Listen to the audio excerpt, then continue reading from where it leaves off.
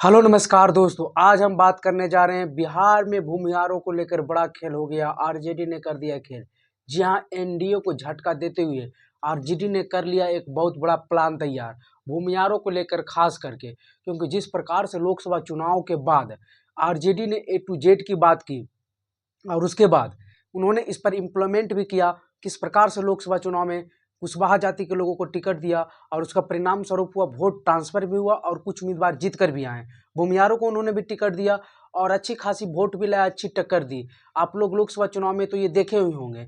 बिहार में इस प्रकार से भूमिहारों को आरजेडी इस बार करने वाली, क्योंकि तेजस्वी यादव अब जो जाने वाले हैं, दूसरी चरण की यात्रा शुरू करने वाले हैं। पहली चरण की यात्रा उनकी समाप्त हो गई थी, दूसरी चरण की यात्रा वो शुरू करने वाले हैं बिहार में, और वो भूमिहार बहुल क्षेत्रों से करने वाले हैं और भूमिहारों को अपनी ओर आकर्षित करने वाले हैं। और इस बार वैसे उसे आकर्षित नहीं करने वाले हैं, बल्कि उनके भागीदारी को लेकर, भागीदारी को देकर आकर्षित करने वाले हैं। और कहा यह जाता है कि जिस प्रकार से भूमिहार जाति की बुद्धि और उनकी वोट बैंक एकजुट रहती है और जहां वो रहते हैं उसके आसपास का माहौल बना देते हैं बोलकर या कुछ और करके, तो भूमिहार का वोट अगर किसी पार्टी को जाता है तो बहुत सारे वोट को अपने साथ वो ट्रांसफर कर ले जाता है। तो उसी क्रम में तेजस्वी यादव इस बार, तेजस्वी का ध्यान भूमिहार वोट पर ही जा रहा है। और दूसरी चरण की यात्रा तेजस्वी यादव को शुरू होने वाली है बांका से, 16 अक्टूबर को शुरू होने वाली है। और ये जमुई, नालंदा, जहानाबाद जैसे भूमिहार बहुल क्षेत्रों में इनकी यात्रा शुरू होने वाली है। जहानाबाद का हाल तो आप लोगों ने देखा ही होगा, साल 2024 के चुनाव में किस प्रकार से चंद्रेश्वर चंद्रवंशी जेडीयू के उम्मीदवार थे और भूमिहारों की नाराजगी जेडीयू के खिलाफ देखने को मिली और अरुण कुमार सिंह निर्दलीय खड़ा हो गए, उनको वोट दे दिया गया और वहां से आरजेडी उम्मीदवार जो हैं सुरेंद्र यादव जीत गए। और कहा यह भी जा रहा है कि भूमिहारों का भी वोट सुरेंद्र यादव को पड़ा है। और वही हम बात कर ले भूमिहार समाज की, तो भूमिहार समाज इसलिए नाराज है क्योंकि 2024 के लोकसभा चुनाव में बहुत बड़े बड़े भूमिहार नाम को जो है इंडिया गठबंधन की ओर से टिकट नहीं दिया गया और ना ही उन्हें महत्व दिया गया। और अशोक चौधरी के बयान भी आप लोग चुनाव के बाद देखे होंगे किस प्रकार से जगदीश शर्मा और जहानाबाद को लेकर दिए थे। तो आप लोग तो ये सब जानते ही होंगे। और एनडीए से नाराजगी का यही सबसे बड़ा कारण है। आपको हम ये भी बतलाते चले कि भूमिहार समाज के लोग जो हैं वो स्वाभिमानी टाइप के होते हैं। और इसी क्रम में जो हैं मुन्ना शुक्ला हो गया, आरजेडी की ओर से वैशाली में टिकट दिया गया था, अच्छी परफॉर्मेंस थी। किस प्रकार से बीना देवी को एकदम मुहाने पर लाकर हारे। सूरजभान सिंह को नवादा में जब टिकट नहीं दिया गया उनके भाई चंदन सिंह को, तो भूमिहार समाज की नाराजगी देखी, जबकि एनडीए में थे और भूमिहार समाज के लिए अच्छे काम किए थे। हालांकि विवेक ठाकुर को वहाँ दिया गया, लेकिन सूरजभान सिंह और विवेक ठाकुर में काफ़ी अंतर है। विवेक ठाकुर भी सीपी ठाकुर के बेटे हैं, परंतु सूरजभान सिंह एक अलग ही रुतबा रखते हैं। वही दूसरी ओर हम बात करें जगदीश शर्मा, जहानाबाद में किस प्रकार से जेडीयू से विवाद है और एंटी इनकन्वेंसी जो है जेडीयू के खिलाफ बहुत ज़्यादा है। और भूमिहार समाज भी काफ़ी दिनों से अपना कोई नया समीकरण बनाने की कोशिश कर रहा है और वो जेडीयू और एनडीए को एक बार सबक सिखाने की बात कर रही है। गिरिराज सिंह को आप लोगों ने देखा होगा बेगूसराय से, हालांकि वो अभी हिंदू स्वाभिमान यात्रा निकालने की कोशिश कर रहे हैं, लेकिन जब लोकसभा चुनाव 2024 में बेगूसराय से वो चुनाव लड़ रहे थे तो मात्र 80,000 वोट से जीते थे। हालांकि पिछली बार जब वो लड़े थे तो लगभग 4 लाख वोटों से, 4 लाख से अधिक वोटों से वो चुनाव जीते थे कन्हैया कुमार के खिलाफ। तो ये नाराजगी का असर ही है कि आप लोग इस वोट का जो रेशियो है जीत हार का, वो आपको दिखला रहा है।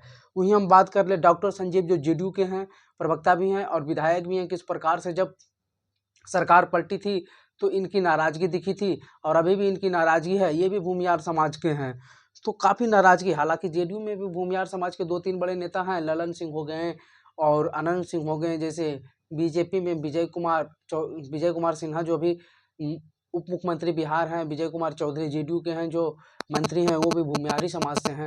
लेकिन ऑल ओवर भूमिहार समाज में आरजेडी ने यह स्ट्रेटेजी बनाई है कि लगभग 30 से 35 विधानसभा सीटों पर भूमिहार समाज को आरजेडी उतारेगी।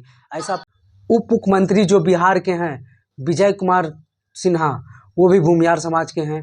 विजय चौधरी जो जेडीयू के मंत्री, वो भी भूमिहार समाज के हैं। लेकिन आरजेडी ने इस प्रकार की स्ट्रेटेजी बनाई है कि इस बार भूमिहार समाज के लगभग 30 से 35 सीटों पर एमएलए का टिकट देंगे आरजेडी की ओर से 2025 में। और जिसके चलते ये पहली बार इतनी बड़ी मात्रा में आरजेडी आरजेडी जो भूमिहार के पहले एंटी माना जाता था, इस बार इतने लोगों को टिकट देगी, और जब टिकट देगी तो वोट आना स्वाभाविक है।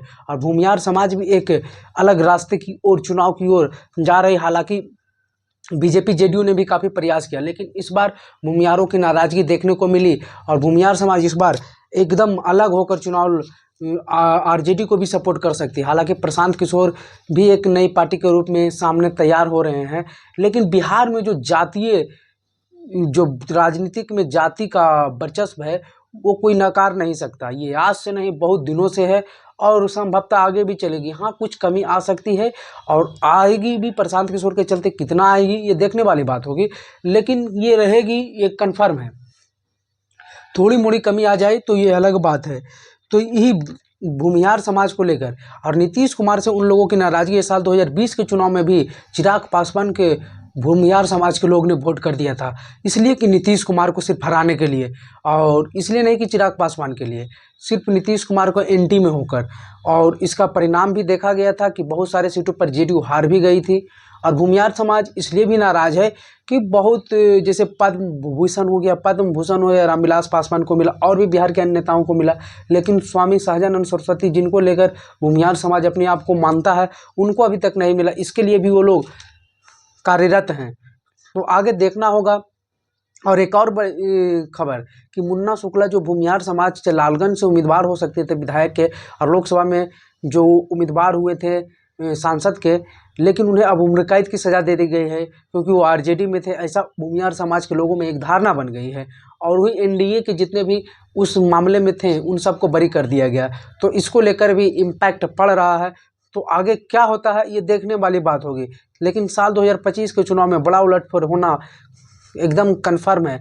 आप लोग देखिएगा। वीडियो आपको कैसी लगी अपनी राय जरूर दीजिएगा। वीडियो देखने के लिए धन्यवाद।